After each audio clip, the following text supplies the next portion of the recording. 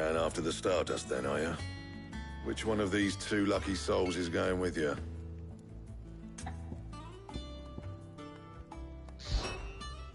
Oh, it's not like it's the most important decision you've ever had to make.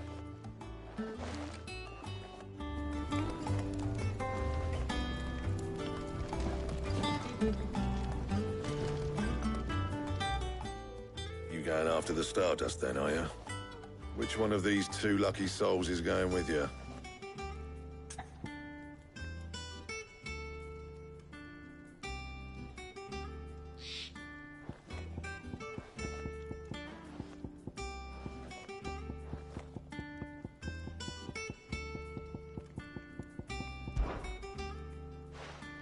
Otto, you're with me.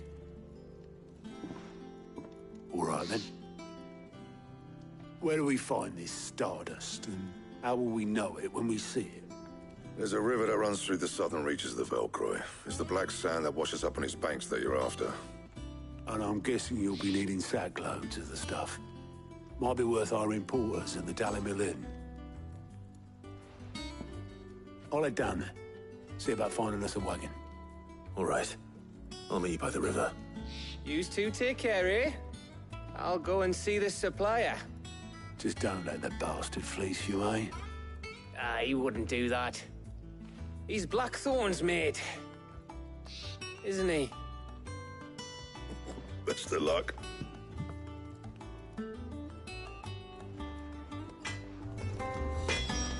Don't you worry about me. I can smell a swindle from half the twins away. I'll head down to Dalimil, see about hiring us a wagon. Wait for me by the river.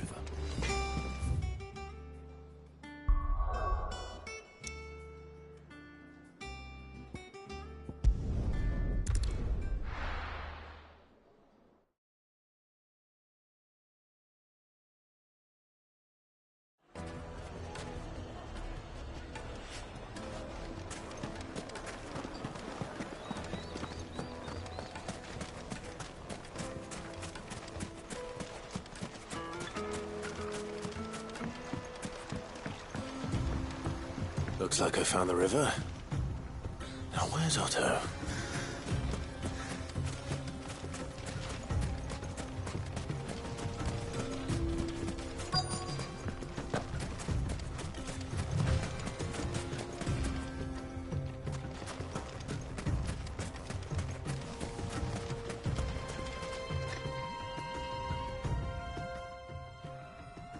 Otto, sorry I'm late.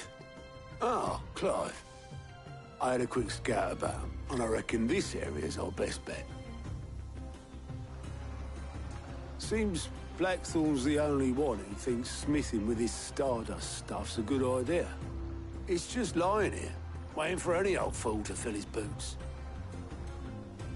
But unlike any old fool, you thought to bring a wagon. Well spotted. Now get filling.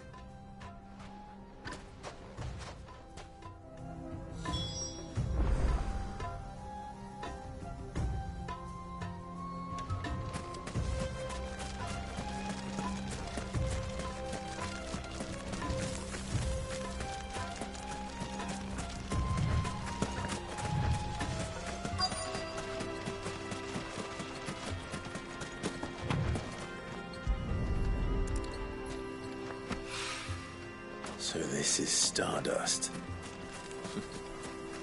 It just looked like black sand to me.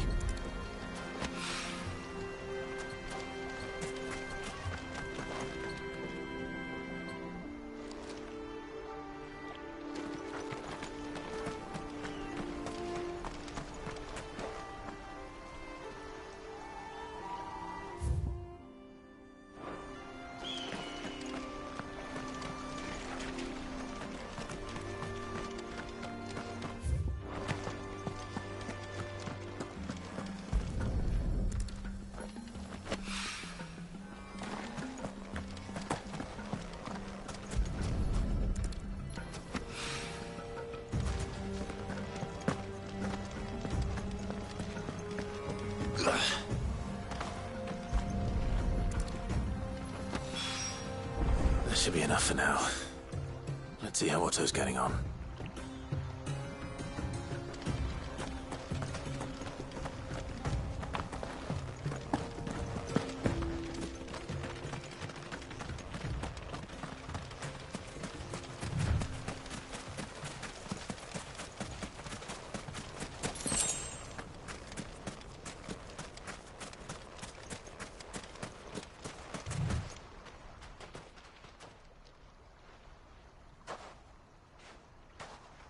How much did you get?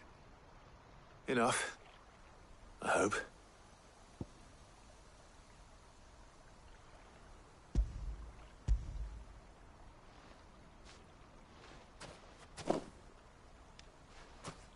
More than me.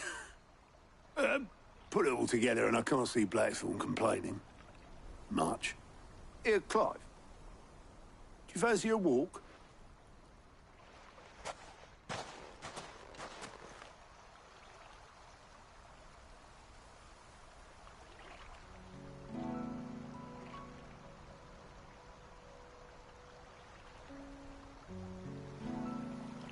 Sid would be proud. Of what? Of you, you idiot. The way you've carried on what he started. When we first met, I had you down as a spoilt little puppy who enjoyed nothing more than biting the hand that fed you. But 5 years on, you're the one doing the feeding. So thanks for proving me wrong. You weren't wrong. But I changed. Thanks to Sid. And thanks to you. When I suggested taking on his name, you were the first to back me. And if you hadn't, no one else would have. I couldn't have done any of this without you, Otto. Yo, give over. You're making me blush. All I did was choose hope over despair. I gave you a chance, yes, but you're the one who took it. You took a rabble of homeless, hopeless outcasts and put them back on their feet. Gave them something worth fighting for, just like the old Sid did.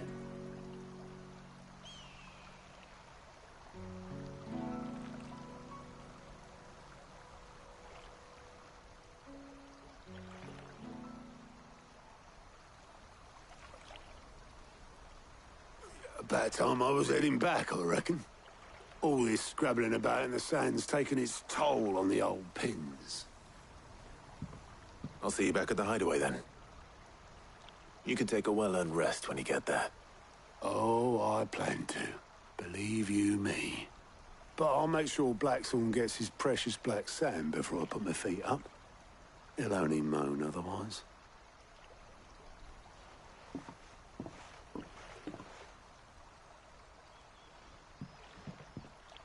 Right.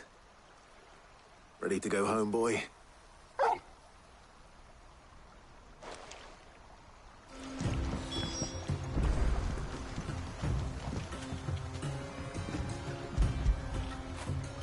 When did you get so big?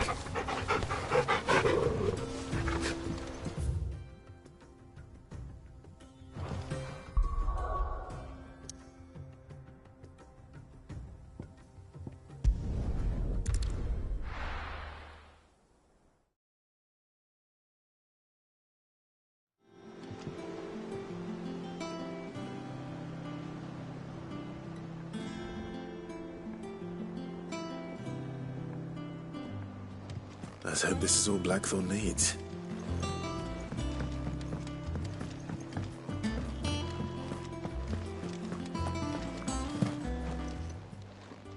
Well, don't just stand there gawping.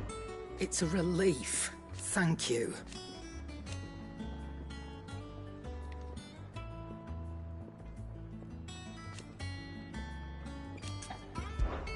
Coin purse weighing you down?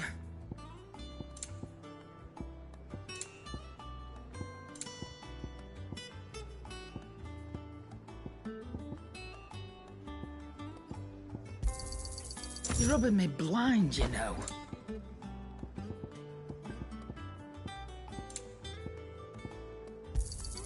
You'll not find a better price than that.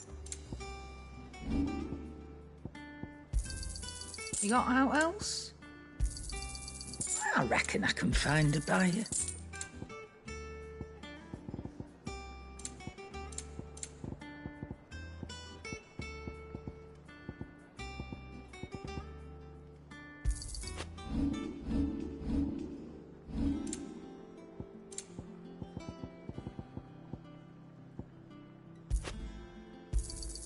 You got out else? I'll be thankful you got that much. I reckon I can find a buyer. Finished, are you? I heard what you told Nan about Kupka. Hopefully all our old friends can rest easy now. How'd you lot get on? I brought back all that stuff Blackthorn asked for. There you are. Blackthorn's got his precious stardust, in case you were wondering. Blackthorn, got everything you need? Yeah. Yeah, I do. Cheers for the stardust. Should be enough to be getting on with. Nice to get out and about for once. Let's do it again sometime, eh? I'll make a start on putting this thermal plating together then. It'll take some time, mind. So if you've got other things to be getting on with, I could do without you breathing down my neck. Thank you, Blackthorn. I'll let Mid know construction's underway.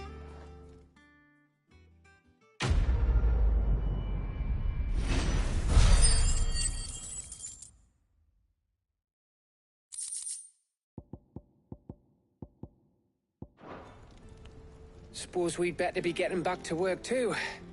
Give us a shout if you need anything.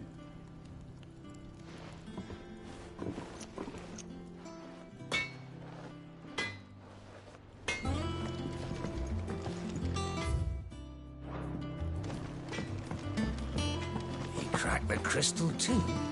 You joking? It's no joke. Drake's fang is gone.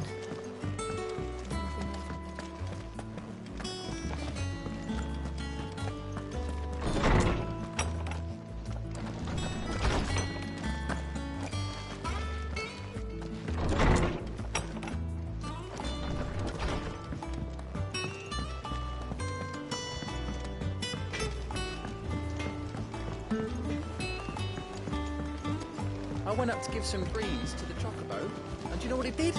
Only went and bloody bit me. Could be nasty. You should ask Kaya to have it.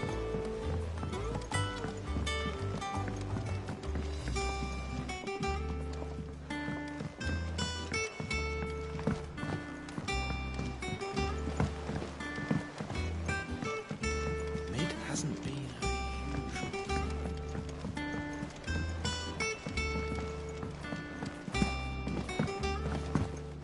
Editors started reading books that don't have any pictures in.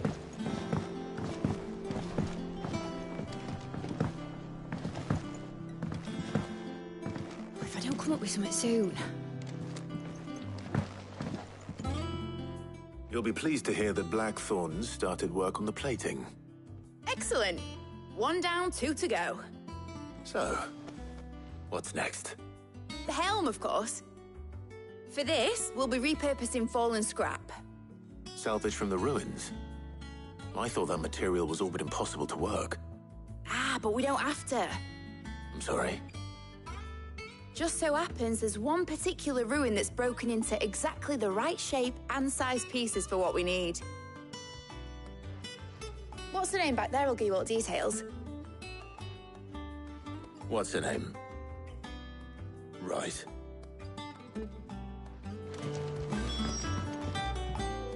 Oh, Sid, is this about the helm?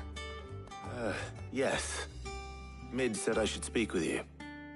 I'll show you the plans then.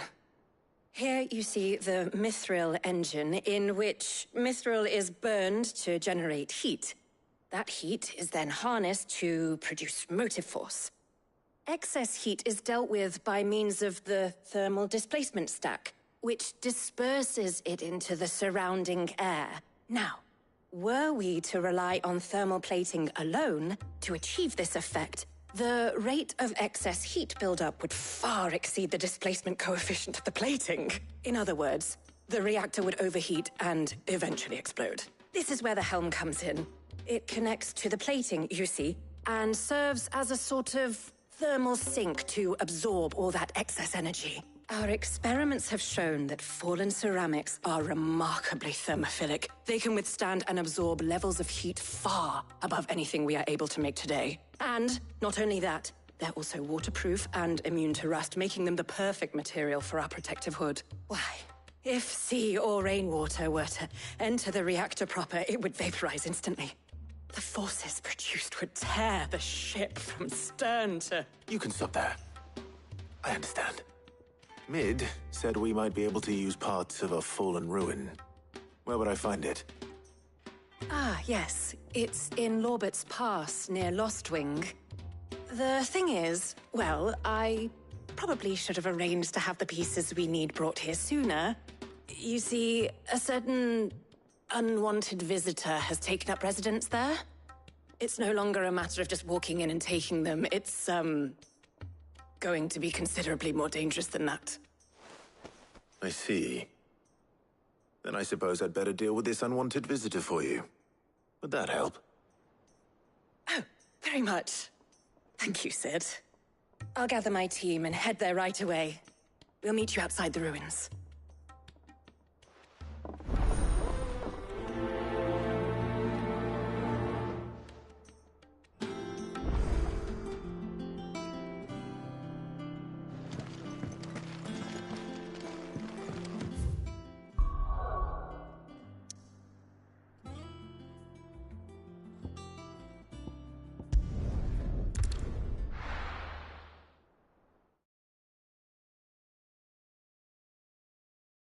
I'll be taking you all to a storehouse in the Bales. Leave anything you don't need behind.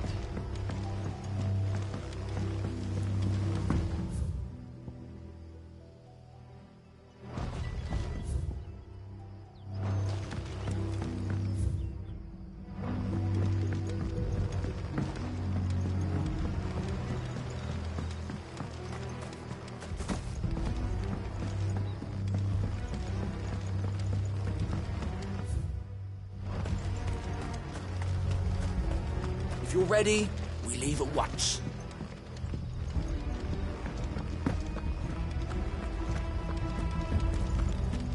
Come, my children, the reckoning is nigh.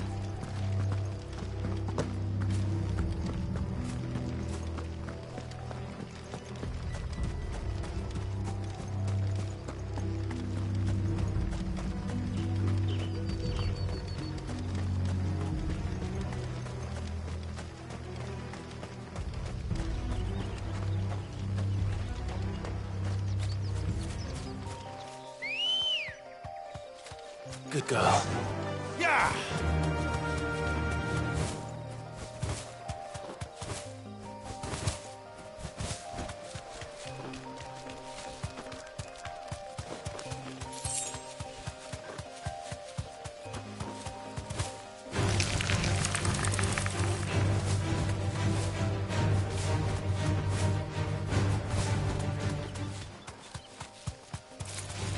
All right.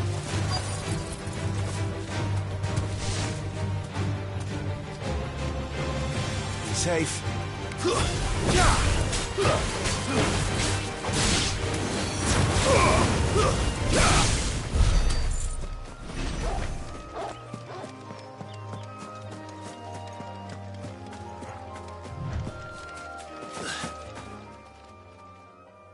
Oh, there you are, Sid.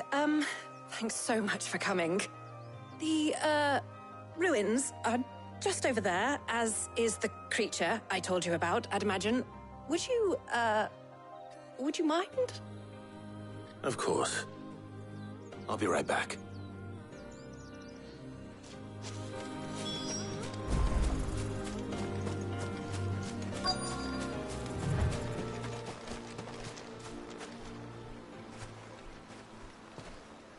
Anybody home?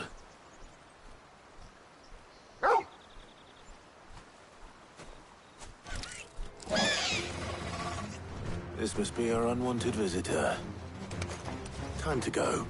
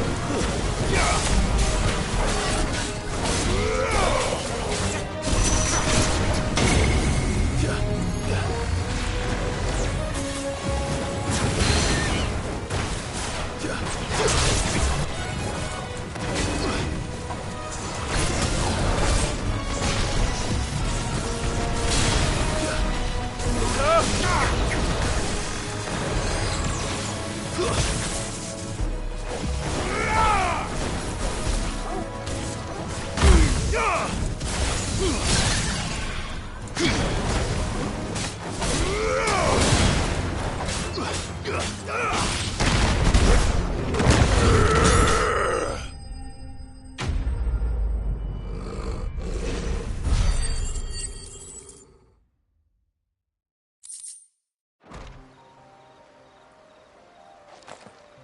things I do for you, Mid. Sid! Oh, thank goodness you're safe. You shouldn't have any trouble now. Indeed. Well, don't let us keep you. We'll, see that everything is transported safely back to the hideaway. All right. I'll let Mid know you're on your way.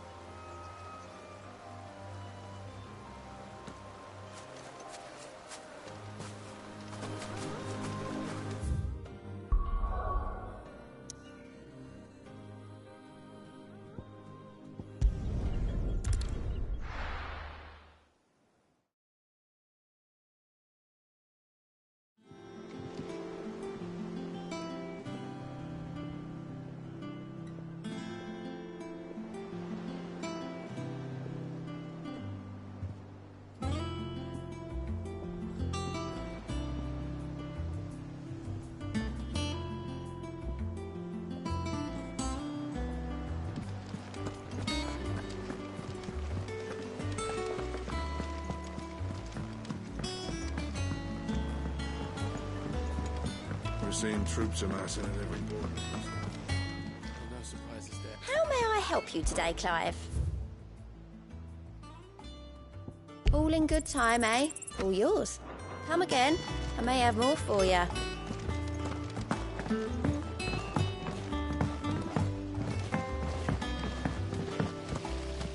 When it comes to boyish charm, Goose has an indomitable rival in Gav. One is the sweet little babe in arms to be cooed over.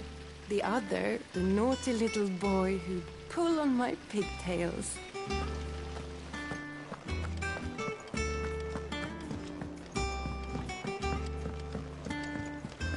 I think Mid might need some help, Tony. If I don't come up with something soon. Mid. Helena has recovered the material for the helm. She'll be along shortly. Excellent. Another job well done. And just one remaining. Right. Right, the shielding. This one's a bit of a bugger. How so?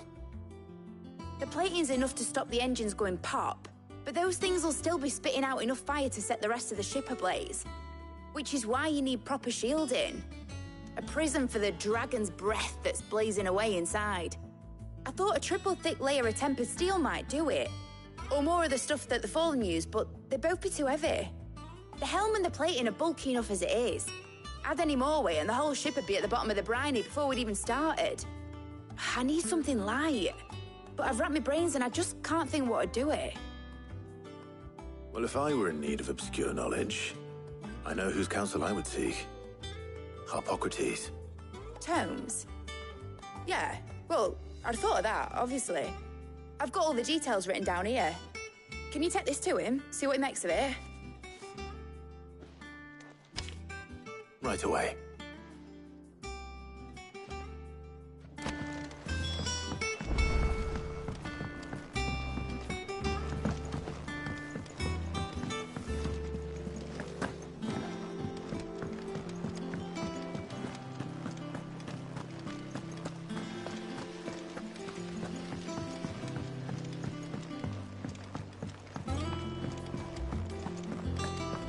Ain't so bad stretching your legs once in a while.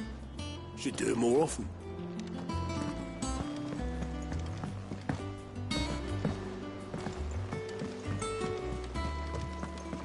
Hugo Kupka's dead, isn't he? We don't have to leave him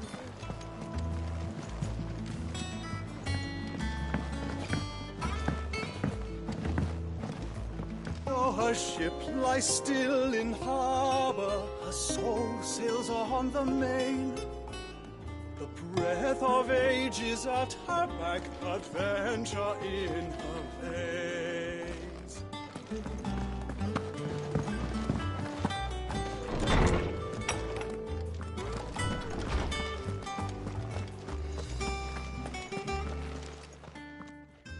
Hippocrates, do you have a moment? For you, Clive, always. Well, actually, it's for mid this time. Could you take a look at this?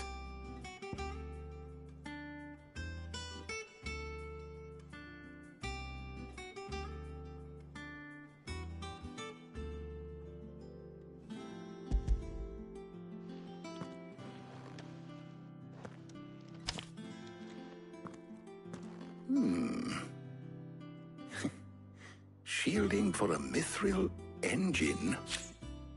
Whatever will that girl think of next? And what are these notes around the edges? She has some specific requirements for the materials. The shielding needs to be able to resist extreme heat on the inside, and yet remain cool enough on the outside not to set the ship alight, while also being light enough not to sink it. As you can imagine, she's struggling to find anything that meets her needs. I see. I wondered if you might know of a solution, or if you might be able to search the records for one. Perhaps it is not a different material she requires, but a different approach. What do you mean? Consider the lake we have made our home. Its blighted waters eat away far more quickly than fresh water or even brine, at timber and steel alike.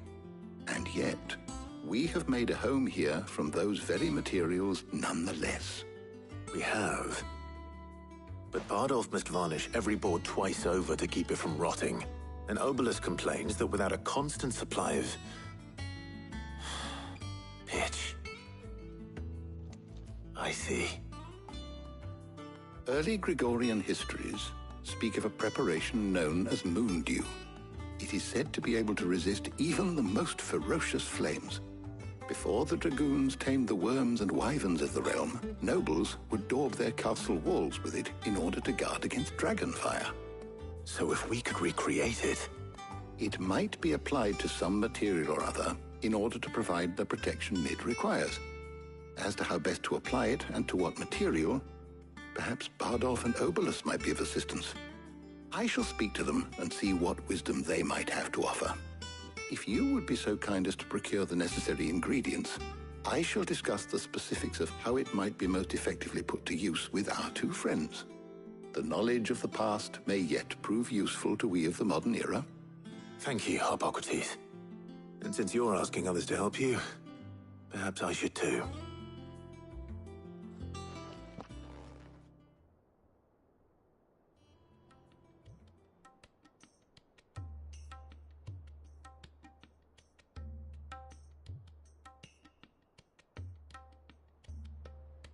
So you need a hand, do you? We do. I'll be heading to market for the ingredients we need. I could do with some help. And some company, too. The other can assist me in researching how best to prepare the shielding itself. Can we count on your aid? Always. Well, if Jill's game. Thank you. I am sure either of these fine young minds would prove indispensable in my research. I leave the decision as to who will go with whom in your capable hands, Clive.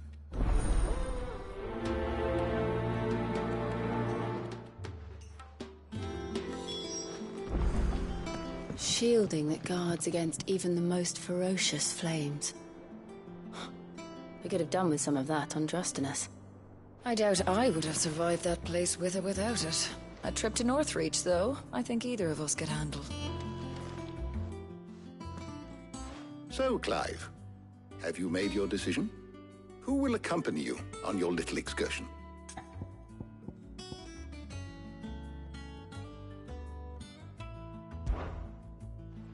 All right. So, what are we fetching? I have taken the liberty of preparing a list. Here. Garlic? Conch shells? Are you sure this is the right list?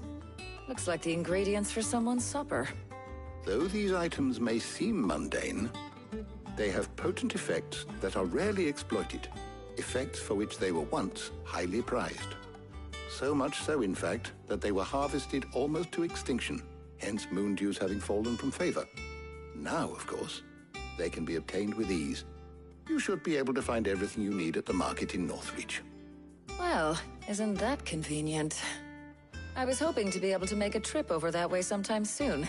Need to speak to an old acquaintance. I'll meet you there. All right. Stay safe. See you later, Clive. Good luck with your research. Harpocrates and I'll look after things here. You head over to Northreach.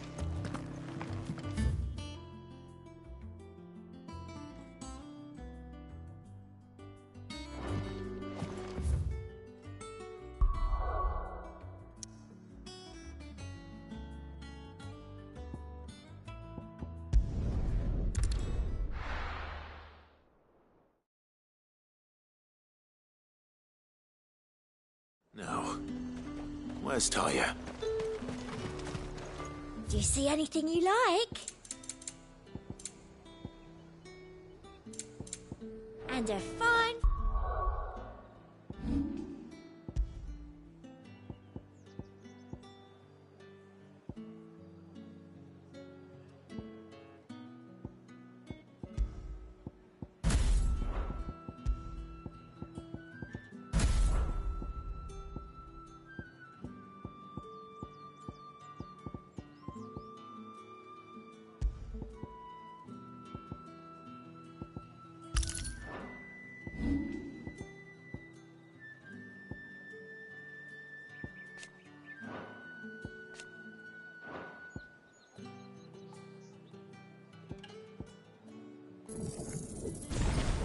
Fine day to Them you. pilchards nice and chilled. Need to stock up on I'll have these. you spoiling another catch. There you are, Talia. Ah, and there you are. We shouldn't have any problems finding what we need in a place like this. But if time is of the essence, perhaps we should split up. Take a few items each. All right. What shall I look for? Let's see now. Why don't you take the garlic and the pepio nuts? Meet me by the gate when you've got them.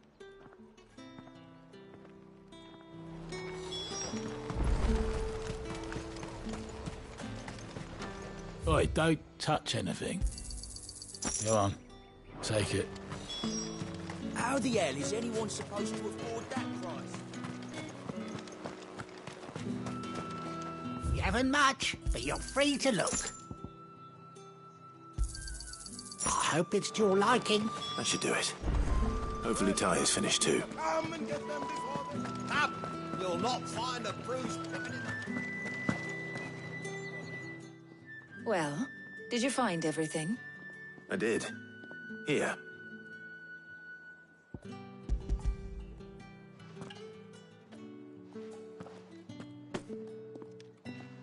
Garlic and pepio nuts. Job done. We should get this back to Tomes then. He'll be waiting.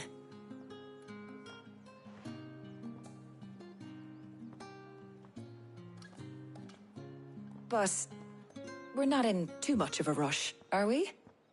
Quick chat.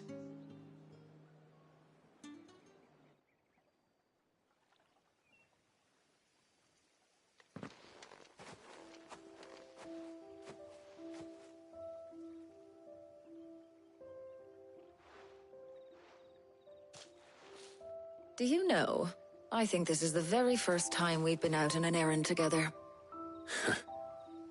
I think you might be right. In all the years since you and that scowl of yours first appeared, you haven't invited me out once. For shame. Well, it seemed long overdue. And you did say you had some shopping to do. I was hoping to restock my supplies of herbs and liniment, yes. You and Jill alone burned through them like wildfire. No luck, though. My usual supplier's not here, and I refuse to pay the prices these gougers charge. I'll ask Karen when we get back. What is it? Oh, just memories. I came here with Sid once, shopping for supplies. just like today. And just like today, I came away empty-handed. Sid even said he'd speak to Karen for me when we got back. Has it really been 5 years? I remember it as if it was yesterday. Hold on. Does that mean it's been 5 years since we met? Feels a lot longer. It does. In a good way, of course. Thank you, Tyre. For what? For everything. I just want you to know that all you've done for us, all you still do, it's appreciated. Do you think I'd stick around if I thought it wasn't? But in the spirit of sharing and caring, you're appreciated too, by all of us.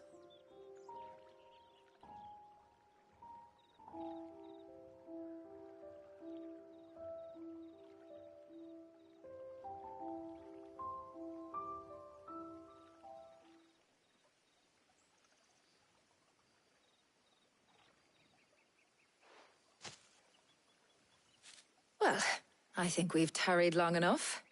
I ought to get these ingredients back to Tomes so he can make up this concoction of his. I'll meet you back at the hideaway, all right? All right. And thanks again. I heard you the first time.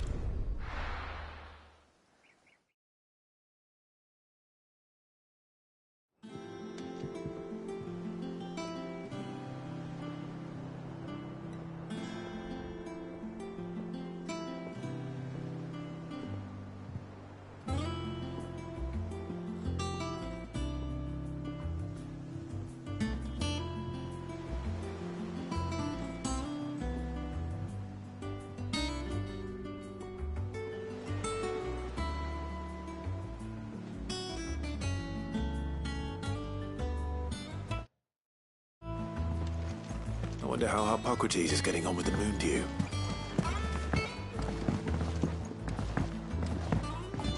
Oh, a ship lies buried. He fancies.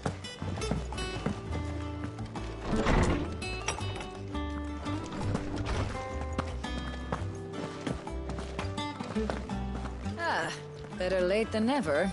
We're ready to begin whenever you are. Welcome home. He had a successful trip. How's work on the shielding progressing, Hippocrates? Well, very well indeed. And thanks in no small part to your kind assistance. I was just explaining to Tarja how we might best go about preparing the moon dew.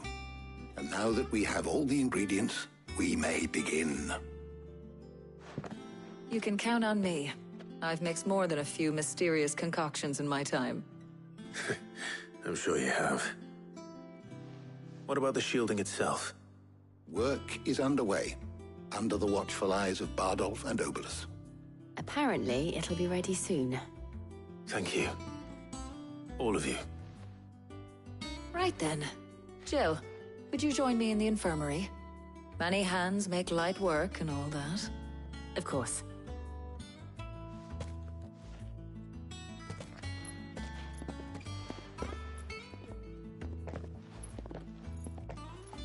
Oh, and Clive. It was good to talk. We should do it again sometime.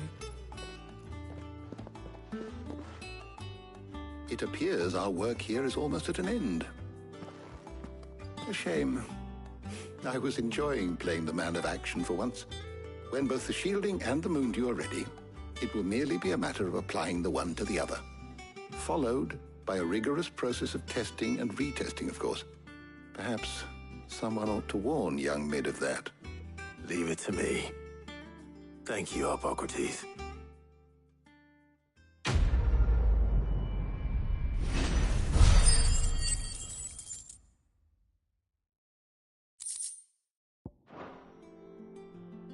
Well, I better go and give Mid the good news then.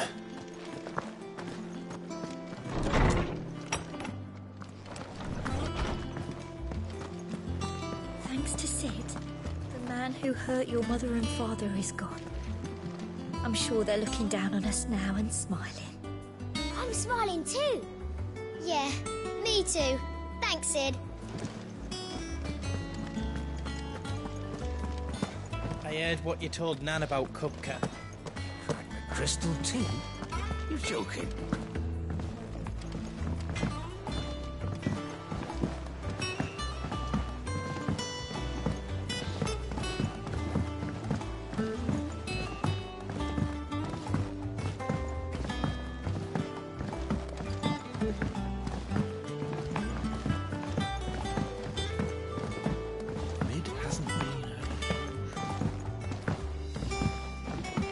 I have done it, Sid.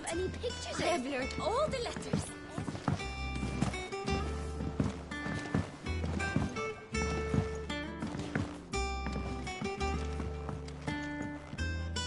Sorry to keep you waiting, Mid. But you'll be pleased to know that work on the shielding is underway. You found something for it? In a manner of speaking, Hippocrates knew of a substance that's highly resistant to heat. A coating that should provide the protection you need. He's supervising the construction and testing of the shielding as we speak. Brilliant! I knew you wouldn't let me down. Don't thank me. I'm just the errand boy. Right then, better start working out how to bolt all these bits together. To the Black Hammer!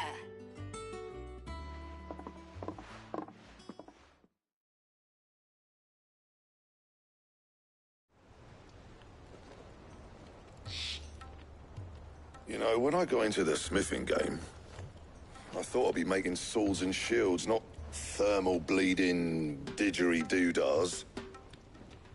Displacement stacks. Same difference. Whatever you call it, I ain't putting it together in here. It's cramped enough as it is. Let's take this outside. Mid, you get all the parts lined up on the deck. I'll take care of the rest. On my way! Oh, and bring me the biggest hammer you can find. This is gonna require some precision walloping.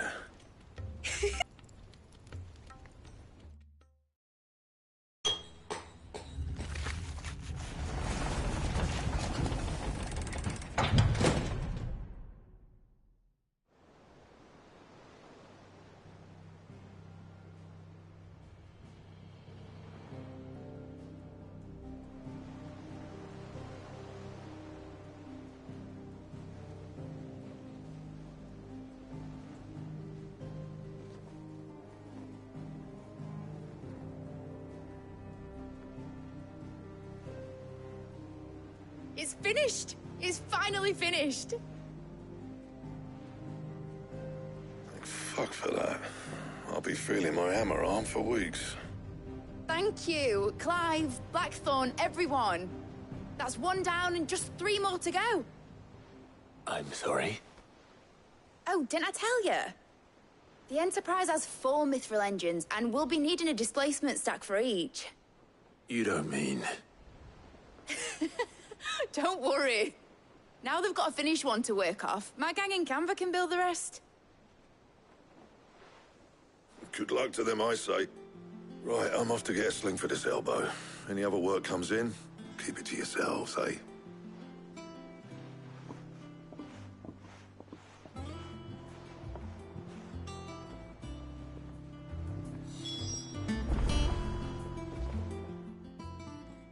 What's the matter? Nothing. Just daydreaming. Thinking about the Enterprise sailing off over the horizon to shores unknown. Searching for a land untouched by the Blight. Just like me and my dad planned. So if the worst came to the worst and every scrap of soil in the Twins turned black, we might still have a chance. That's what she was meant to be. You see, one last chance just in case we needed it. But now she's so close to being finished, I've realized I don't want her to be that. I don't want her to be just a lifeboat for us to cling to if things get desperate. I want people to sail aboard her by choice, not from the lack of it. In a world where we're not just trying to survive, but where we can actually live. I'm working on that. And I'll do everything I can to get you what you want. Don't you always? All right. My mind's made up. As soon as the Enterprise is fit to sail, I'm putting her under your command. Sod our plans, I'm trusting in yours. Are you sure about this? Something tells me it's what my dad would have wanted. He'd be proud of you.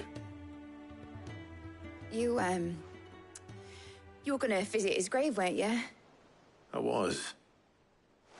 And you can come too, now that your little project is finished. Right. There's just one thing I need to finish up first. Won't be a mo. All right. I'll let Otto know you're coming. Meet us in the mess when you're ready. Aye, aye, Captain.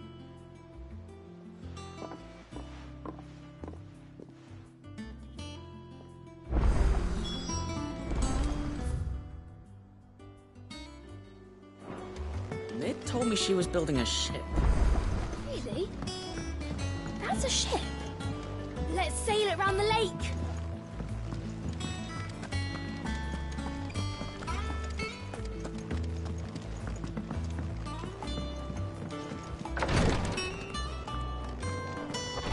It was good of you to help Ned. And it made a nice change for me as well. There's only so many boils a girl can lance before she gets sick of it.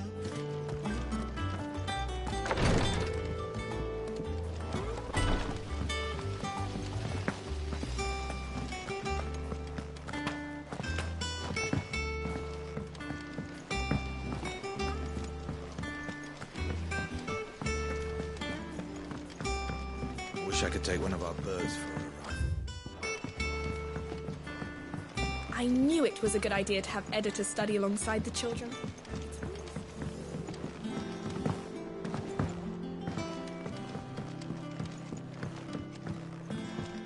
Well. Here, Sid. Reckon you might be just the man to help me out of a bit of bother, if you've a mind to. Let's hear it.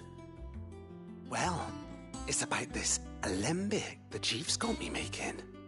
Lovely bit of kit it is. Bung in a solution you want splitting, and it'll separate it out, just like that. Problem is, it won't always get rid of all the impurities. And with some of the stuff we need it for, that ain't good enough. Which is why I've been looking for something to filter the liquid we'll be cooking off. And that's where I was hoping you could help me out. I imagine Ty could get some use out of this alembic too. Distilling medicines and the like. All right. Why not? Proper job! So what exactly do you need for this filter? Nothing but bomb ash'll do, says the Chief. Gave me a sample she'd obtained from the university stores. Couldn't believe my eyes. You pour the blackest blight water through it, and it comes out clear as a mountain stream. So, I did a bit of reading about where I might be able to get hold of some. And do you know what I found out? It's only the blimmin' bones of a bomb king. They leave them behind when they die, see? I take it that's where I come in. If you wouldn't mind. I saw a billet on the hunt board for one just the other day.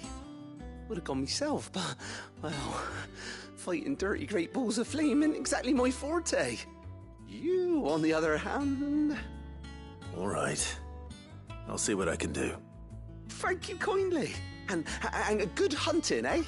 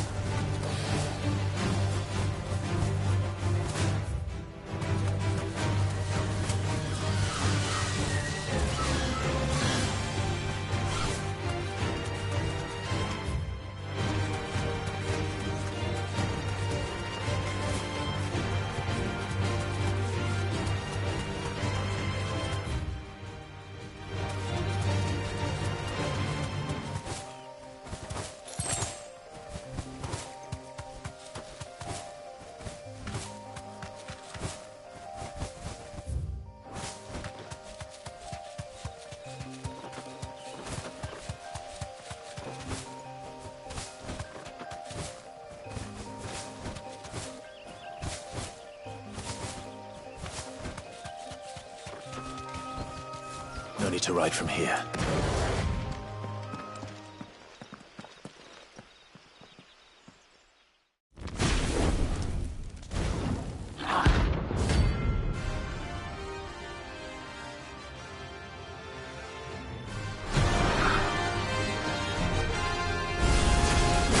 Look what we have here.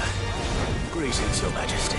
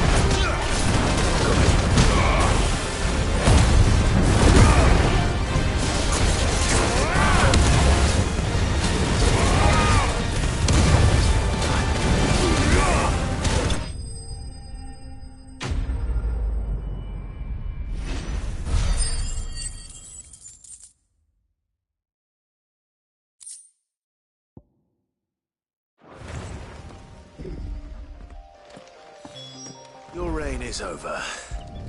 Now to collect the ash. This looks like the stuff. Let's see if there's any more.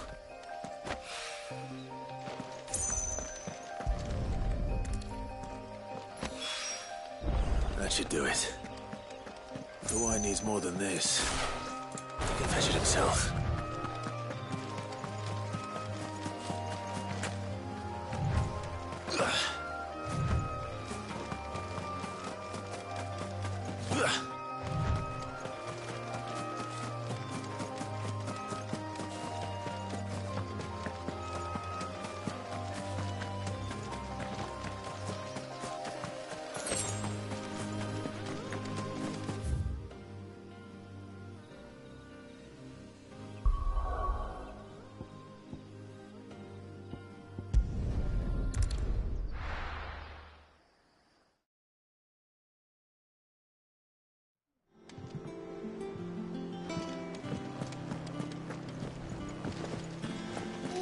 that the thing Tomes helped to build? The Enterprise will have 4 mithril engines, each needing its own displacement stack. So, just 3 more like this, and we'll be finished.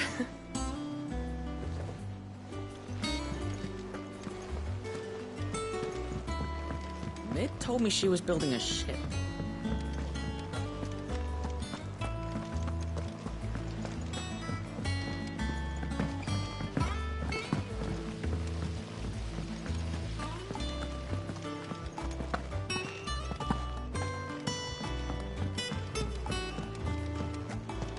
Think Mid might need some help, Teddy.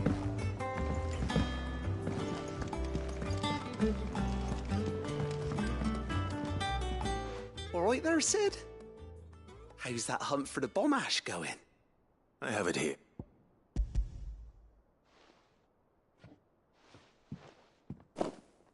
That's the stuff. And plenty of it, too. Enough to keep the Alembic bubbling away for a good old while. You're a gent, Sid. Let nothing say otherwise.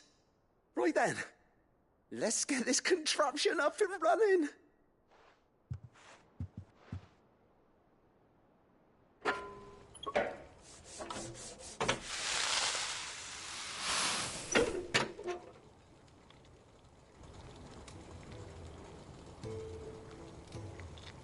There we have it. The Telemon Alembic. And it works just like the Chief said it would. Very impressive. Says the man who cut down a burning boulder. Speaking of which, I still haven't returned the favor. There's no need. The good it will do for the hideaway is reward enough. Don't be silly. Why don't you let me take a look at that bag of yours? The one you keep your potions in. Reckon I could work some magic on that. What kind of magic? Well, we happen to have isolated a substance in our test run of the Alembic that I reckon will make even the toughest lever supple as anything. Thought we might use it to breathe new life into old boots and the like. Save the hideaway a few gil. Ah, I reckon if we slap a bit on your bag, it'll loosen it up enough for you to squeeze in a bottle or 2 more. Well, it can't hurt to try, I suppose. That's the spirit. Leave it with me. I'll only be a mo.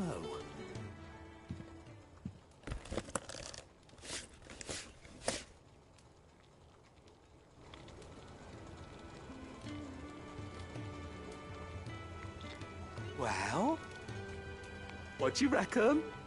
It certainly feels more flexible. Right? Told you. Thank you. I think. No. Thank you for supporting Mid and the rest of us in our endeavors. Without you, we'd never have been able to discover wonders like that stuff I rubbed on your bag. And I'm telling you, there's plenty more where that came from.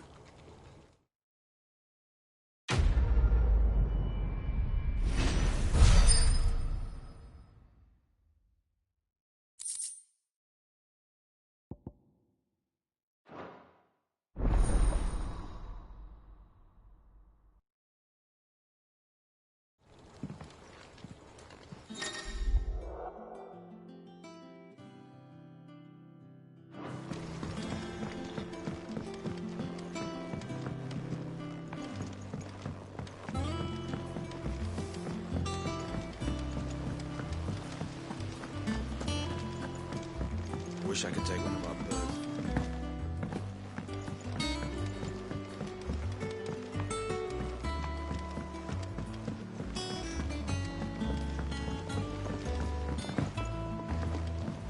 I went up to give some greens to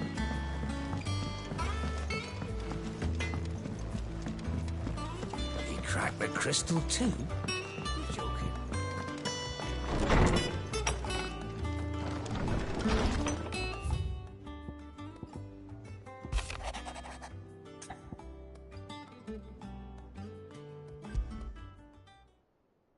Trouble with the ledgers. Shouldn't he be asking Otto for help?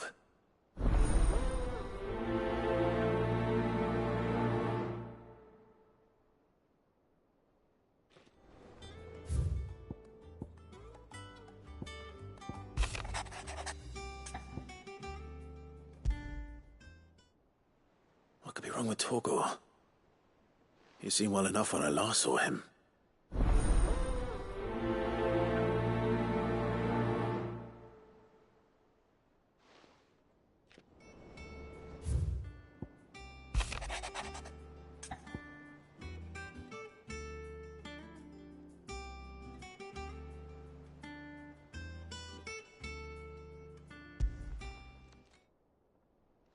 Hopefully it's nothing.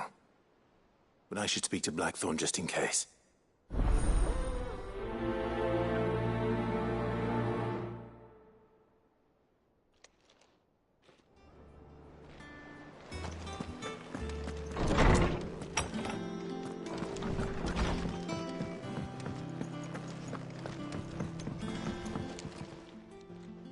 Blackthorn, do you have a moment? Not really, no. This won't take long. I just wanted to ask how you're getting on. August was worried about you, that you might still be doubting your craft, even after learning the trick of that cuirass.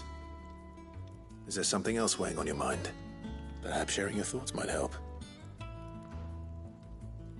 That bastard's like a dog with a bone. Still, he's got a keen eye, I'll give him that.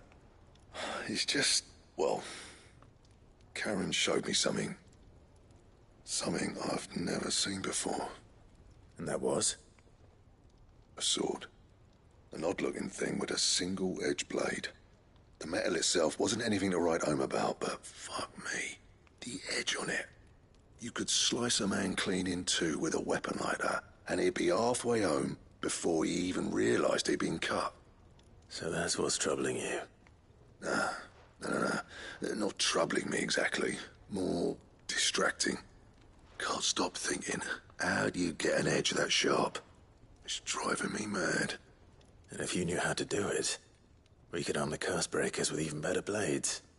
That's about the size of it, yeah. I'll see what I can find out. Sharper swords are always welcome. And we can't have our master blacksmith being distracted. You're a soft touch, you know that. But I can't say I'm not grateful for it. Good luck, eh? Thank you. Let's see what Karen knows about this sword.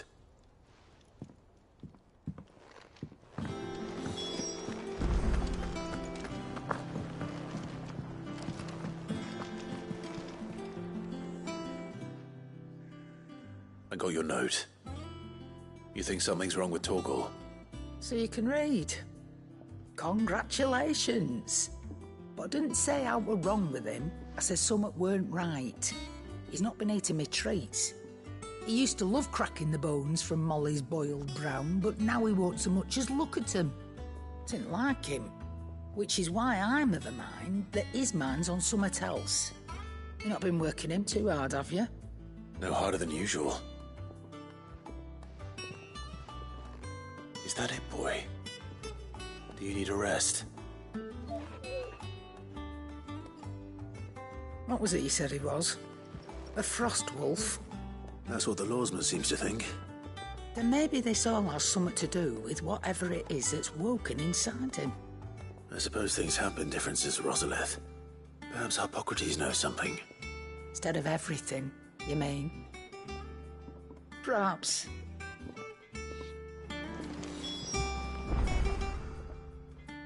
You're looking well, Karen. What do you want? Out with it. I want to know about the sword you showed Blackthorn. Single-edged and extremely sharp. Running around after him again, are you? I suppose I am, yes. But I need to help him find out how to work an edge like that. It's driving him to distraction. Little wonder, I suppose. There's not many like that make it as far as the twins, and those that do go straight into private collections. Which made it nice and easy finding a buyer. Can you tell me who bought it? Where is it now? You think I tell people who my clients are? Suppose you're not likely to go nicking him off me, are you now? Fine. If you stop mooning at me like that. Lord Ignac's the man you want. Dalmekian bloke. Collects weapons and the like. And he's got more money than sense, which is why he's one of my favourite clients. Reckon he'll still be at the inn in Dalamil, where I left him. Thank you, Karen. Oh. And he's touch eccentric. If you take my meaning. I appreciate the warning.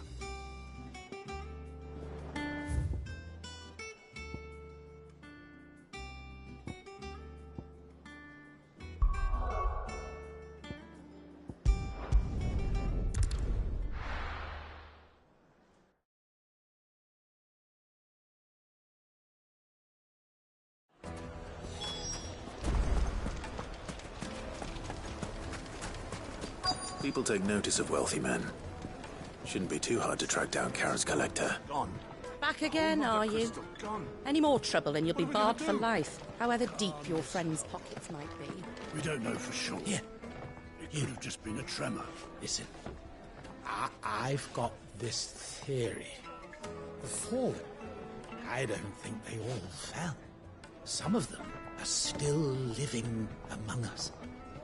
You could be one of them. I could be one of them.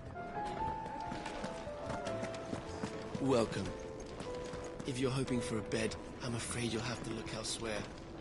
One of our wealthier patrons has purchased the use of every room, hoping to keep out the riffraff, as he puts it.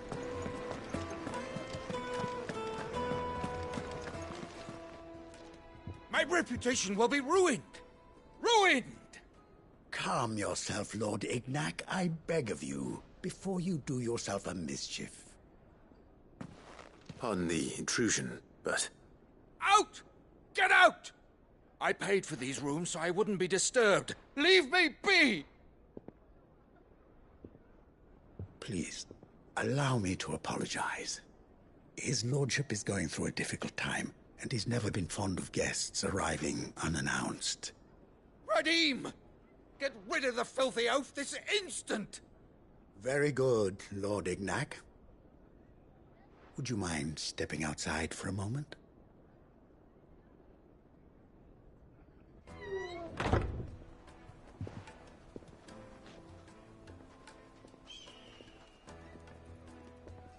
I'm sorry if I've caused you any trouble. That? Oh, no. That's just how his lordship is. Though the morning's events have left him somewhat fractious. He's been dispossessed of his luggage, you see. The thieves also made away with a considerable amount of coin. Coin the innkeeper will soon be keen to collect.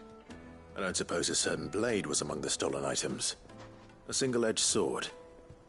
It was purchased from a merchant friend of mine. Ah, you know Lady Karen. Yes, I'm afraid it was. Then I'll retrieve Lord Ignac's luggage. But I have one condition. You have but to state it. You are welcome to anything that is within my power to grant. I want an audience with Lord Ignac. A few minutes should be enough. Then I'll be on my way. A condition I would be a fool to refuse. Of course, you shall have your audience. I don't suppose you saw where the thieves went? I did not, no. Though some discreet inquiries made on his lordship's behalf mean that I know where you might find them. The bandit's bed. Every ill-gotten coin in Dalamul is said to pass through that disreputable corner of the Valcroy. Then that's where I'm heading. I shall speak to Lord Ignac in your absence, and arrange for an audience upon your triumphant return. That will be very kind of you. Farewell, and best of luck.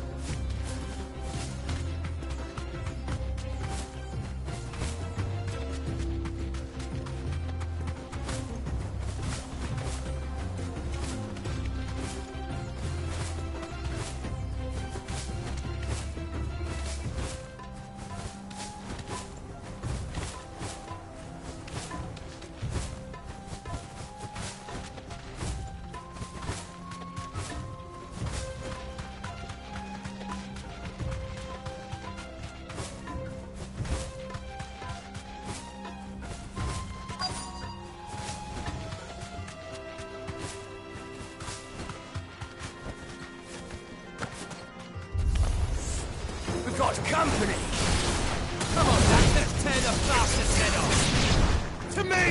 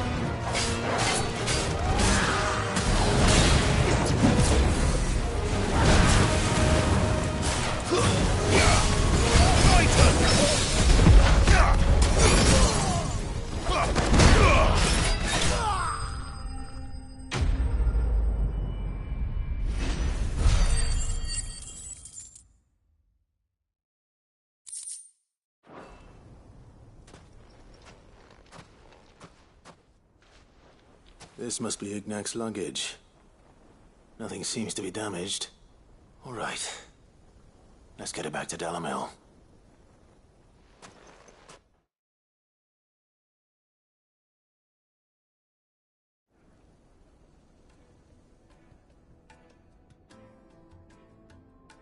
I hear I have you to thank for the return of my effects. What shall I call you, my good man? Wyvern. Glad to make your acquaintance. A formidable name indeed. Well, Wyvern, I appear to be in your debt. Radim here tells me you wished for an audience. Is that all? A few moments of your time should suffice, yes. You're a peculiar fellow, Wyvern. All right, speak. Master Wyvern was wondering if you could tell him about a certain single-edged sword you recently acquired. Oh, a true work of art, that one. Karen drove me hard on the price, but I would have sold her Radim here to get my hands on that sword. It was made in the Outer Isles, far beyond the Twins, and is used exclusively by the practitioners of a unique school of swordsmanship. They believe no combat should ever exceed a single strike, and hone their blades to such perfection that none ever does. Each sword is made for that one perfect stroke, and for that stroke only. They crack upon a second blow. There's a brutal sort of beauty to it, really. But how do they hone such an edge? Fine question. Why, they use a whetstone, of course. Whetstones, rather. A whole array of them, ranging from the coarse to the fine. 10,000 licks with the sharpening stone, then 10,000 more. But it is the final stone which lends the blade its legendary sharpness. A mineral quite foreign to this great realm of ours. And that is the key. The secret ingredient. Wyvern, it occurs to me that my little lecture is hardly equal to services rendered. Take this, together with my regards. The very stone of which I spoke, far rarer among collectors than even the blade itself, and a far more fitting payment. Thank you. Pardon the intrusion, my lordship. However, it is long past time we prepared ourselves to depart. So it is. I am locked in bitter competition with a rival collector of curiosities. I am one step ahead of the unscrupulous scoundrel, but he is hard at my heels. And there are many other collectors out there. Too many to count. but only one do I consider my nemesis. Lord Byron Rosfield, and is a perennial thorn in my side. I can imagine. Farewell, Wyvern. May our paths cross again. Radim, we mustn't dawdle.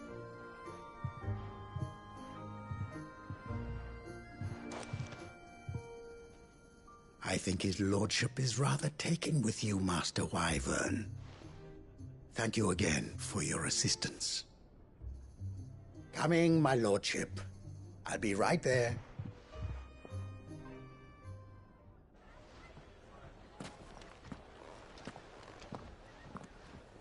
Trust Uncle Byron to find such an interesting rival.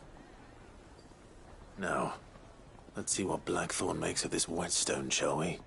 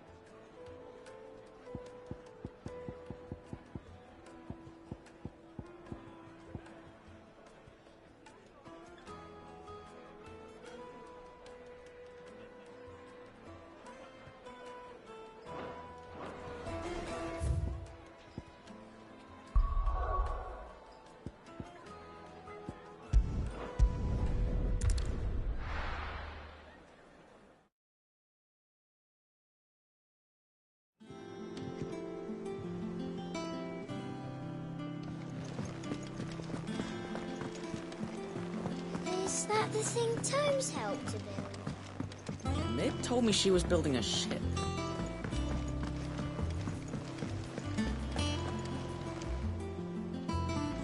Clive, did you get my letter? That's why I'm here. Shh. Otto might be listening.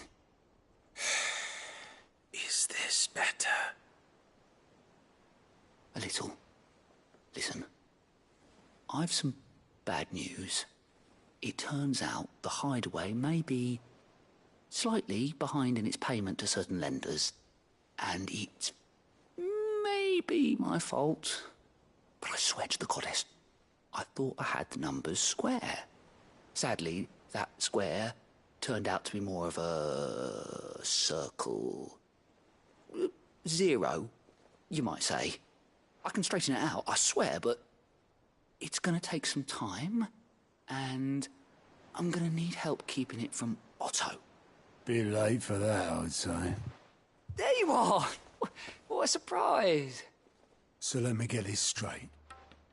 You forget to pay our lenders what they're due, and instead of coming straight to me, you get Clive to come to you.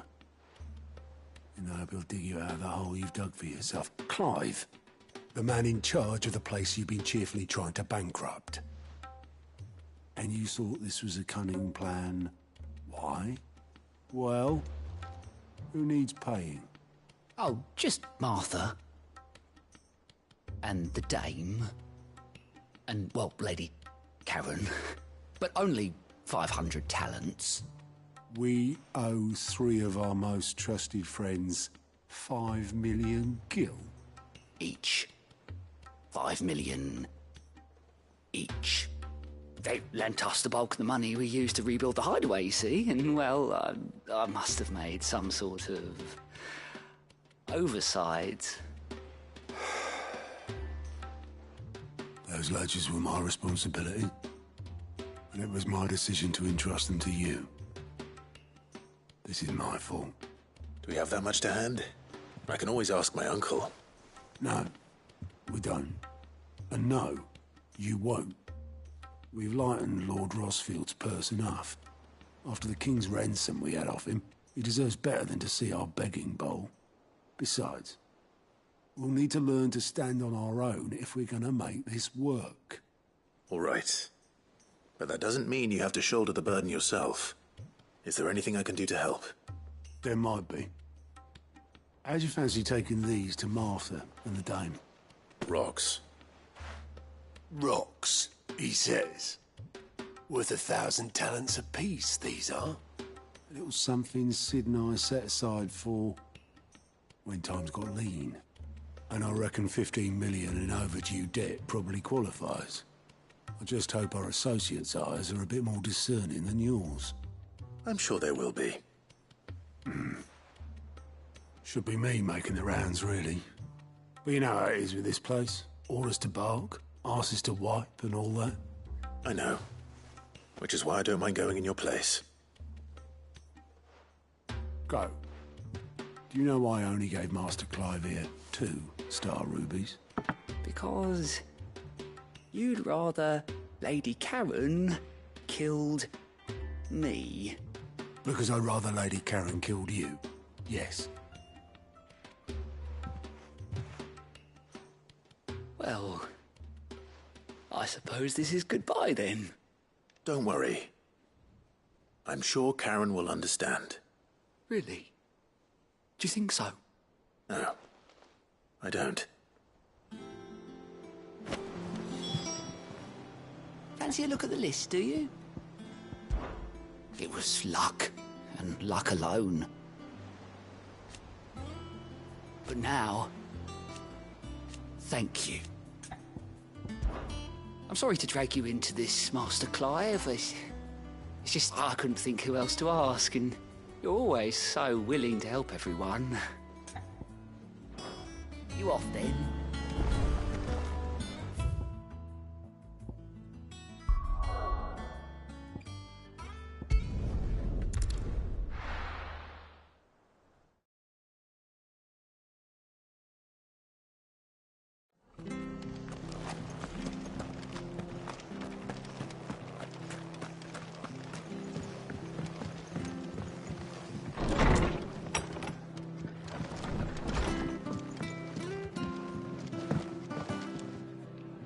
Clive, we weren't expecting you. I wasn't expecting to be here, but it seems we still owe you a considerable amount of coin for your help with our rebuilding efforts. And though I doubt it's what you were expecting, we were hoping you'd take this as payment.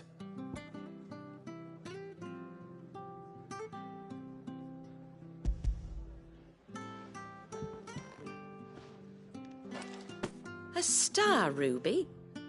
I can't accept this. It's worth at least twice what you owe me. More if you can find yourself the right buyer. Think of the difference as interest. Interest? If word got out I charged that much, no one would ever borrow from me again. Anyway, why are you the one here asking me about this? I'd have expected Otto. Bit much sending the Lord Marquis out to settle your debts, isn't it? The old goat working himself to death again? Something like that. Most days I think he's the only reason the hideaway's still standing. Same as always, eh? Back when the place was nothing but a twinkle in the eye of a recently retired Lord Commander, word is he was the first one Sid reached out to. Probably knew that without his strong arm and level head, the idea would never get off the ground. Sid may have been the face of the hideaway, but Otto's always been the backbone. And when Sid passed away, we were all worried that would be the end of it. That Otto would just give up. His death was hard on everyone. But it must have hit Otto hardest of all. But he didn't give up, did he? Quite the opposite, in fact. If I recall, he was the one who nominated you as Sid's replacement, and rallied the rest around you.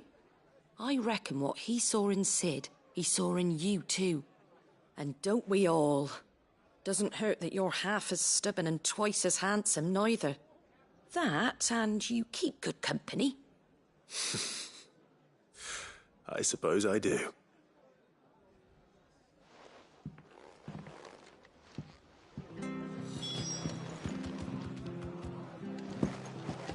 Suppose now I have to find someone who can actually afford a star ruby.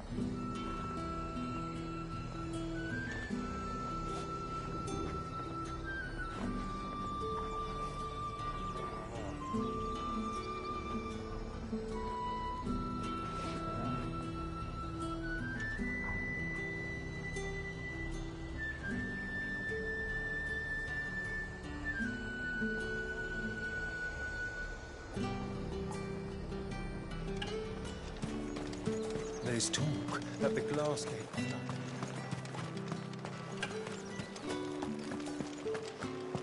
Citizens are free to come and go as they please.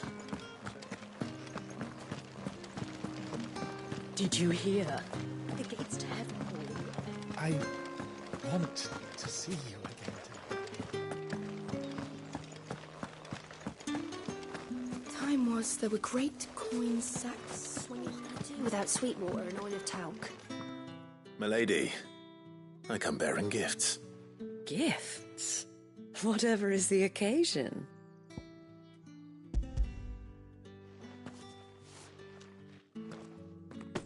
Oh my.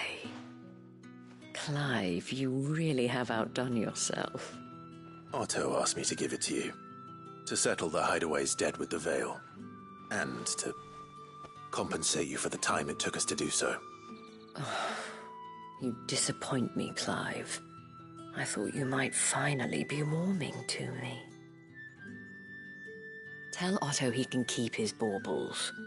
I tried to tell him as much the first time around. The man owes me nothing, nor does the Hideaway. My contribution to the restoration effort was made freely and willingly. It was the least I could do. You once told me Sid did you a kindness.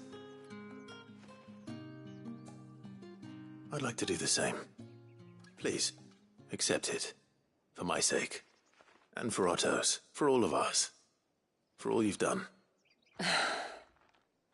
It is rather fetching, isn't it? Very well. Otto is lucky to have you, Clive.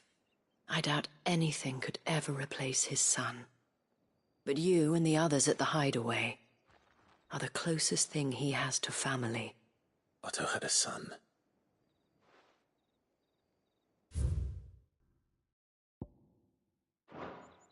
Long ago, yes. Sid told me Otto lost him when he was just a boy, and blamed himself for not being able to stop it. I don't know how it happened, whether there was anything he could have done, but it was clear that it weighed heavily on him. I didn't know. How could you have? I doubt anyone did. Besides Sid, I've never met a man more keen to bear his sorrows in stoic silence. An ill habit, given that both have always been surrounded by friends desperate to help them. I'm beginning to see that.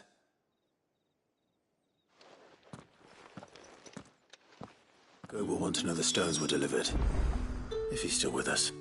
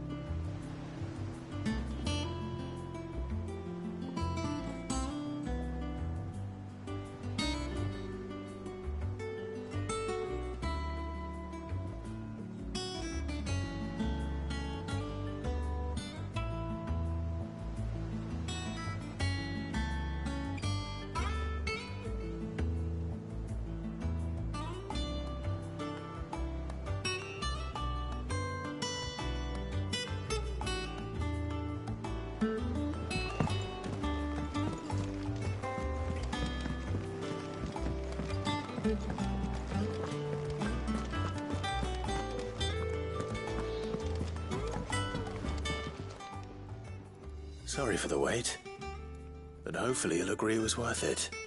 You learned something about that sword, then? I did better than that.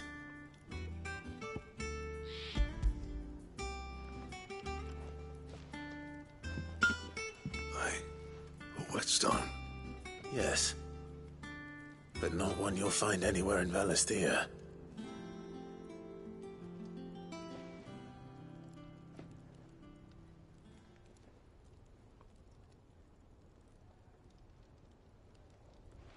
No wonder I couldn't get the same finish on the grinding wheel.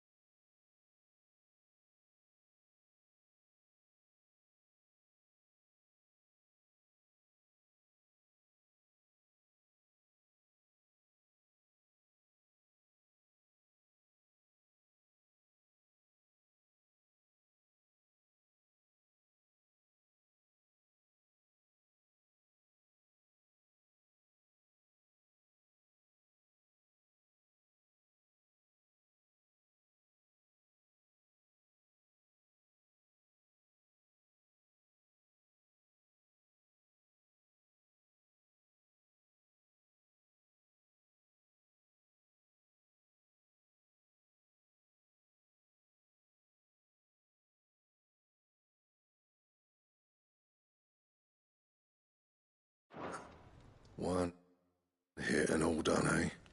Might not be so bad if all you ever fought were duels. Good luck on the battlefield. Your second opponent would be your last, no matter how good you were. Even so, is there some way it could be used to give the Cursebreakers an edge? I think so, yeah.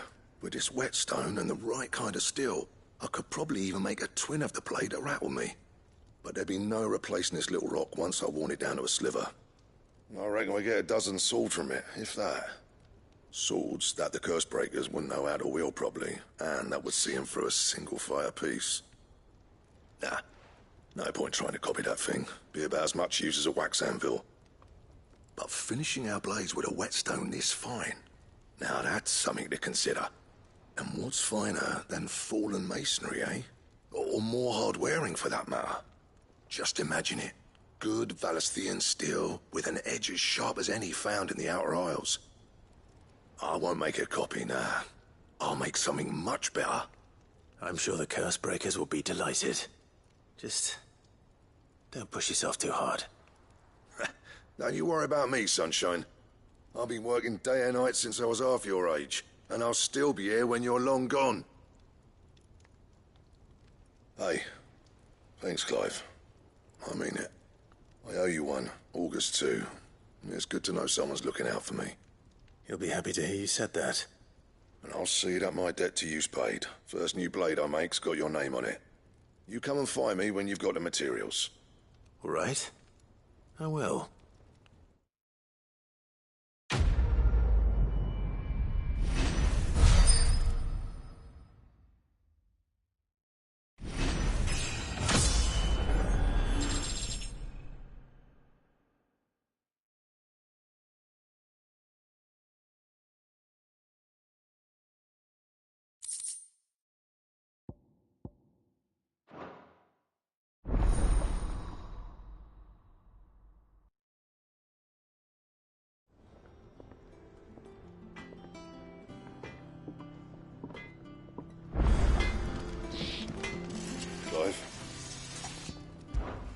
What do you want?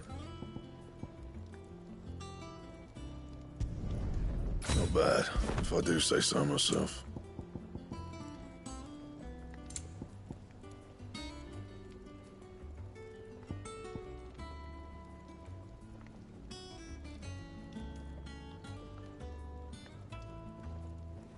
That it? Fine.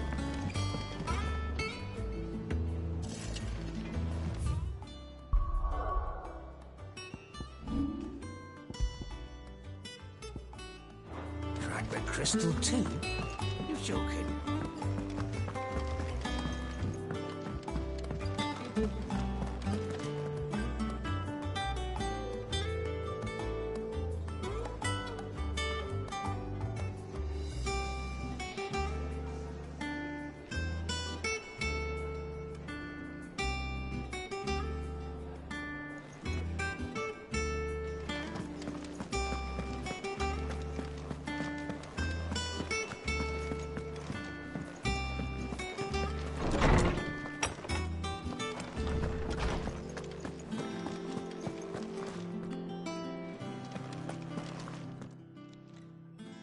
Lawsman, I need to ask you about Torgal. Something's not right with him. He isn't ill, is he? I don't think so. But according to Lady Karen, he seems to have lost his appetite, which is certainly a new development. She says he's hardly been touching his bones of late, and she believes it may have something to do with what happened at Rosalith Castle. I rather think she might be right, though not about his appetite. All canids are instinctively inclined to crack open bones for the rich marrow that resides within, and I see no reason why a frostwolf should be any different. Accordingly, I suspect it is not a lack of appetite that afflicts Torgal, but a surfeit of it. If we assume that his newfound magics require additional nourishment to sustain, it may well be that the bones Lady Karen is accustomed to providing are no longer sufficient. Frostwolves, after all, habitually prey upon far larger animals, whose bones may yield altogether different nutrients. As to where one might find a suitable substitute, some antelopes that graze the meadows of eastern Rosaria have been known to grow to a size more than double that of their lesser cousins. I don't recall ever seeing any that large. And little wonder. The oldest and largest such creatures rarely leave the safety of the highlands for fear of predators. The last elder antelope sighting I recall hearing about took place near Cressida, and that was long before the village was abandoned. Even so, it seems like a good place to start. Good hunting, Clive.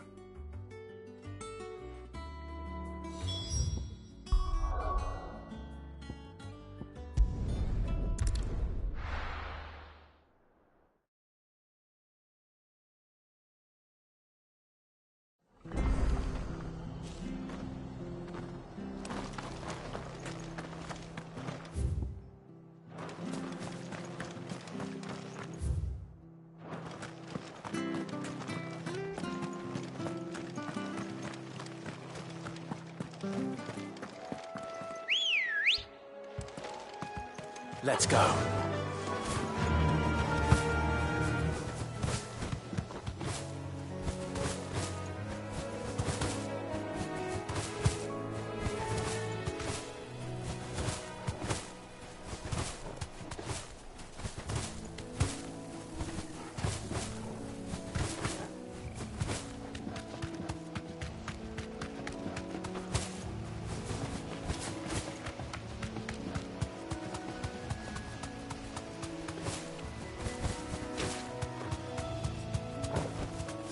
You deserve a rest.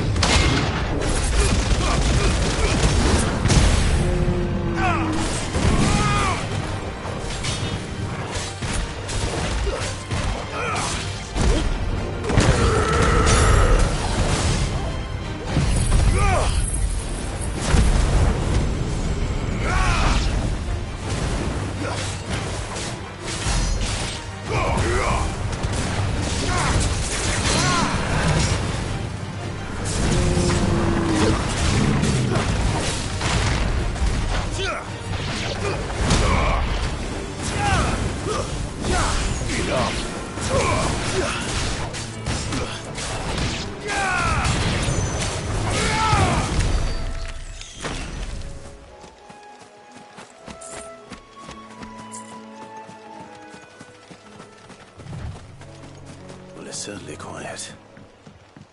If I were a giant antelope, it would seem like just the place.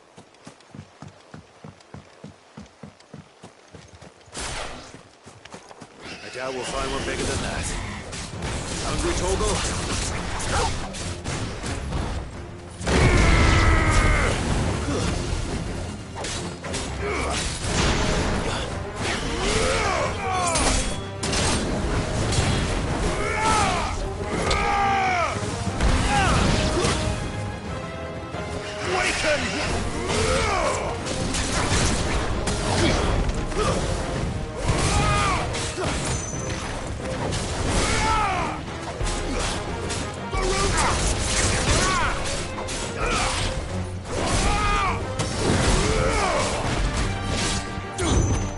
Farewell.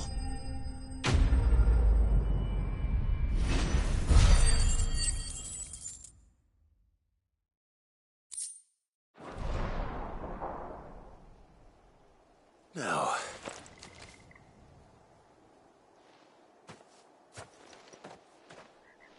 will it be enough, I wonder?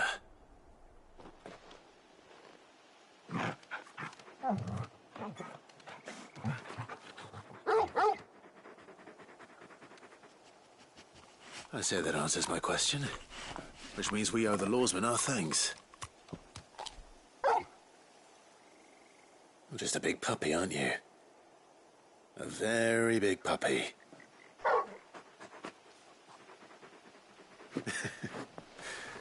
You do know you can take that with you, Torgal. Lady Karen will be relieved to hear you've got your appetite back. Come on, boy.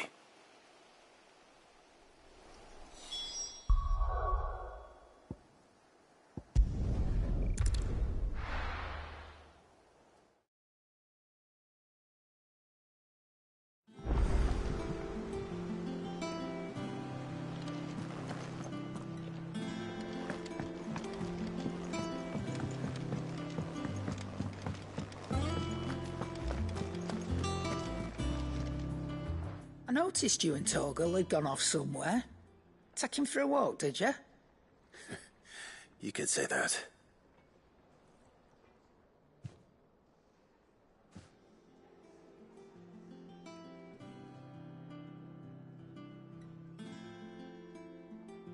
So, Molly's leftovers weren't good enough, eh? That'll teach me for treating you like you're still a pup. All right, no need to shout. Now we know what you're after, I can see about getting some in. Speaking of which, I brought one for later. Can I leave it with you?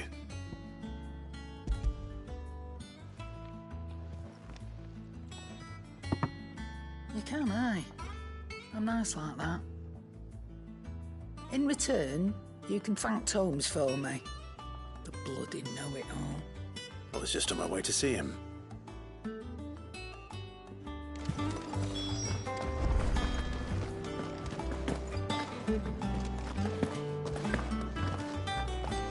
A seed of ingenuity sown in a fertile mind. By long travail of helping hands shall evolution find.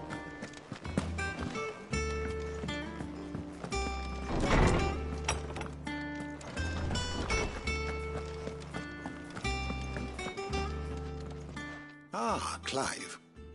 Were you able to locate your quarry? We were indeed, Lawsman. You pointed us in exactly the right direction. And Torgal's been a very happy hound ever since. Very good, very good. Lady Karen sends her thanks, by the way, for your part in solving the mystery. Ah. But that reminds me. After your last visit, I found myself pondering Torgal's talents. Do you recall our conversation concerning Lady Jill's role in Torgal's transformation? About how she somehow woke the power within him. Precisely that. A reasonable conclusion, I thought. But one which raised certain questions in my mind. You see, the Fenrir of legend served Shiva and Shiva alone. And while the powers attributed to him are certainly impressive, the records imply they are somewhat different in nature to those you described Torgal as having used. What are you suggesting? That Torgal may be the beneficiary of more than one icon's power. Consider that in addition to Lady Jill, he has served as a loyal companion to you, your brother, and even the late Cid. In short, the icons hitherto near at hand, or should I say at paw, have been diverse and plenty, and that number has only grown as the realm's dominance have fallen to your sword. One can but speculate as to how all of this has affected Torgal. He has seemed more fierce of late. And if I am not mistaken, he will grow fiercer still. We are fortunate indeed to be able to count him amongst our allies and not our adversaries. Oh, he's more than an ally. He's a friend.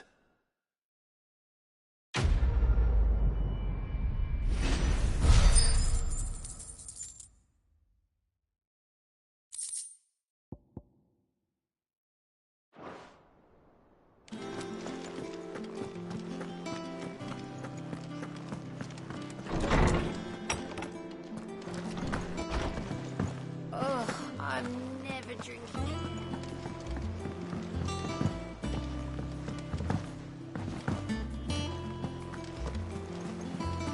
Is that the thing Tomes helped to build? Mid told me she was building a ship.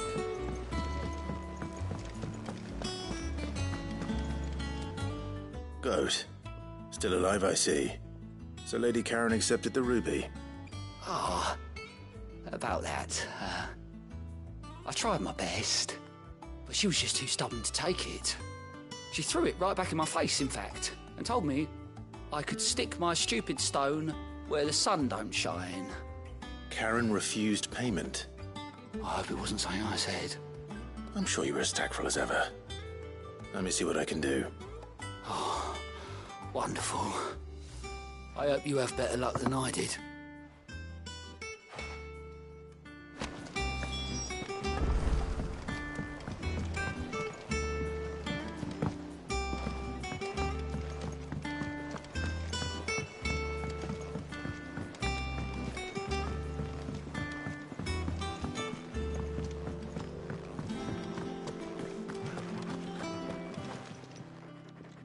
Lady Karen, Goad tells me you weren't happy with our offer.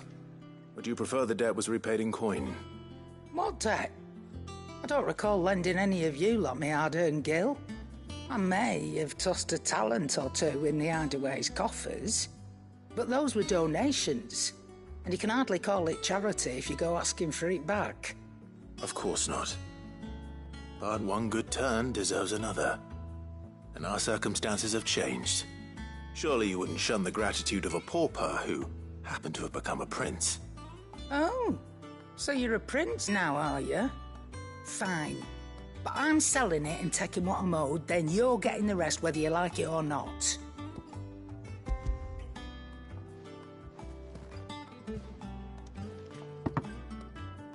Where'd you even get this? A decent trader might nab 1,000 talents for a star ruby. A canny one, meanwhile, might claim it were nicked from the belt of Sid the Outlaw himself and ask twice as much. Might be I already have a buyer in mind. Might be you even know her. A fine continental maid whose beauty's only eclipsed by a guile in commerce. You wouldn't mind, would you? Not at all. Just be sure to tell her that it's always a pleasure doing business.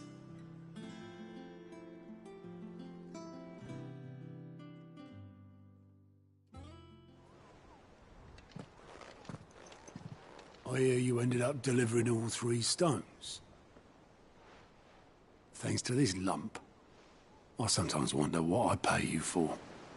Speaking of which, I still haven't been paid last month's wages. Oh, so you remember what's owed to you then?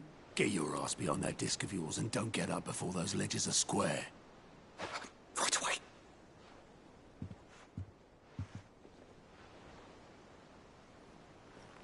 I've seen that before.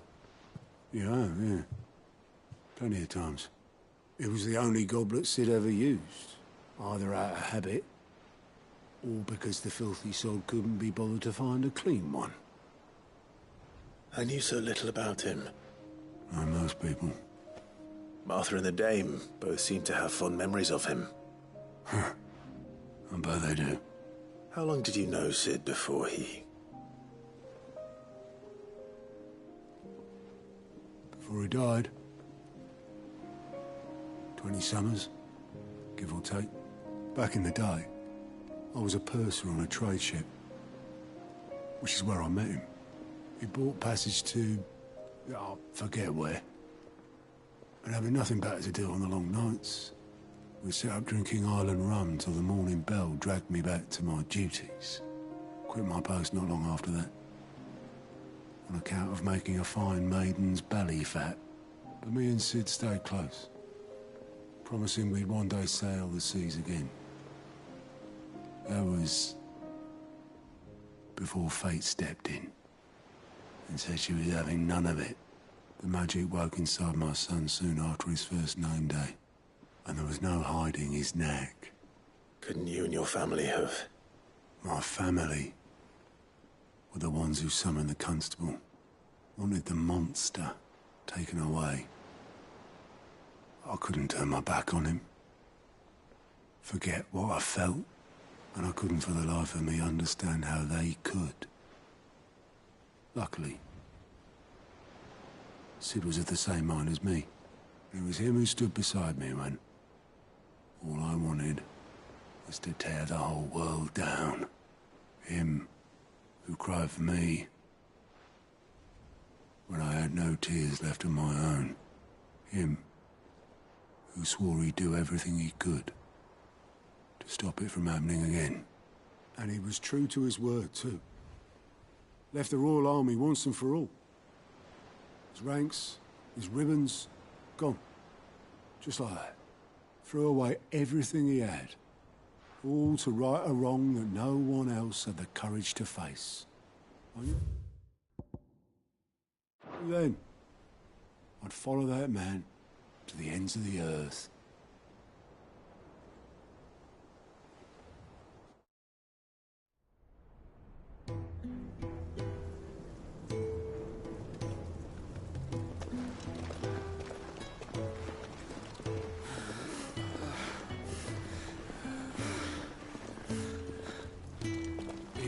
always too clever for his own good, was Sid.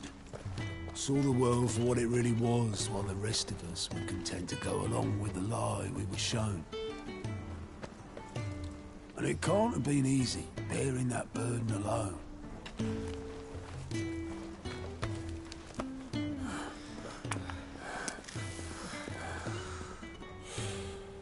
But he didn't let it stop him. He never lost faith in what he believed was right. And that gave us faith in him. Faith he'd steer us true. So I swore to myself that I'd always be right behind him, ready to catch the stubborn sod, if ever he should fall.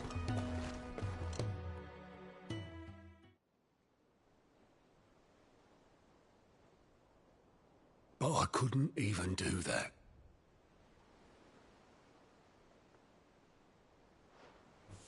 Ignore me. Just the ramblings of a tired old man. Leave that lot. I'll tidy it up in a bit.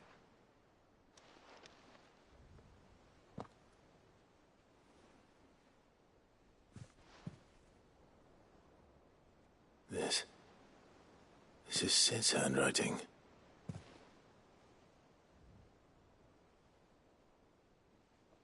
Dear Otto. I may be drunk, but I wanted you to know this place would be fucked without you. Love you, you grumpy old sod.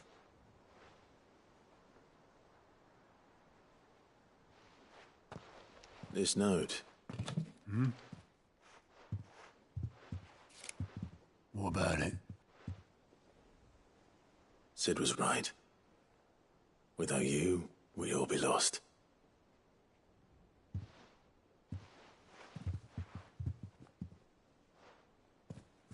He should have bloody well said so then. Just once. Before he went. But then, why would he? Him, or anyone? I'd only have told him to piss off.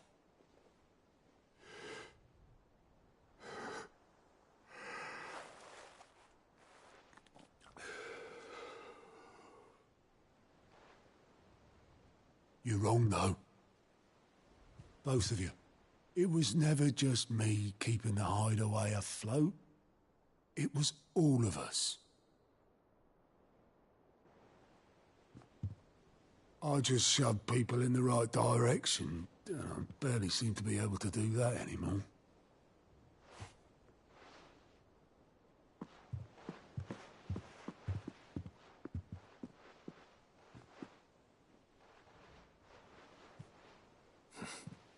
Would you rather go at the helm? Well, maybe I've got a few more years left in me. I'm going to hold you to that, Otto. Before you go,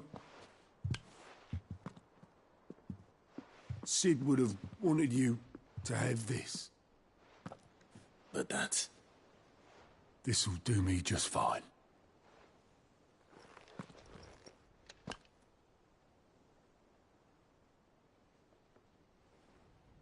Thanks for the ray of sunshine. I'll see if I can't pay you back. Already have.